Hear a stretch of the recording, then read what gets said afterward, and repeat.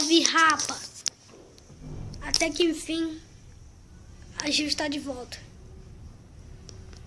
Vou falar pra vocês aqui as peças que eu troquei e tal, porque tá meio dia a dia, né? Comprei ela faz o quê? Em agosto. Comprei usada, mas dá pro gasto, né? Deixando aos poucos. Ó, pé de vela, que era aquele outro, tava com folga. Ó, chama torneio, mas tá de chave no grau. Então, tá aí.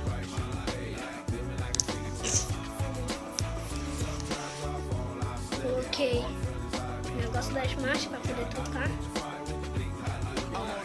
Agora tô aqui na sexta. Na sexta. Cabo de aço novinho. Os outros tá meio velho, mas pneu balão Kenda que eu troquei. O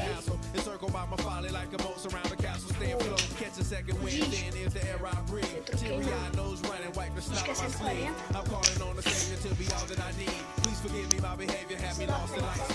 160. Pressão KPRST. Bom, Rava,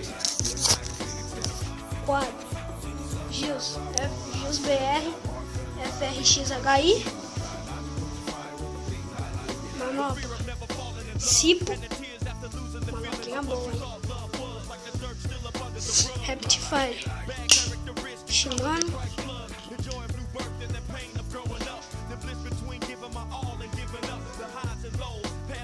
Raptifire Shimano, outro também, isso, da Speed, suspensão já foi, canote, não sei, abraçadeira,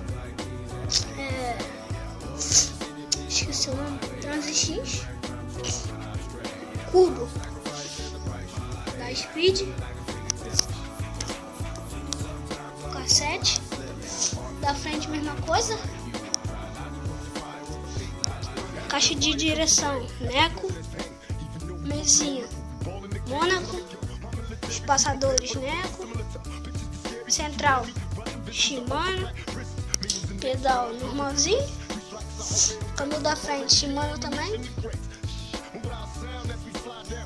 mas o que tem? Já foi, né? Já foi.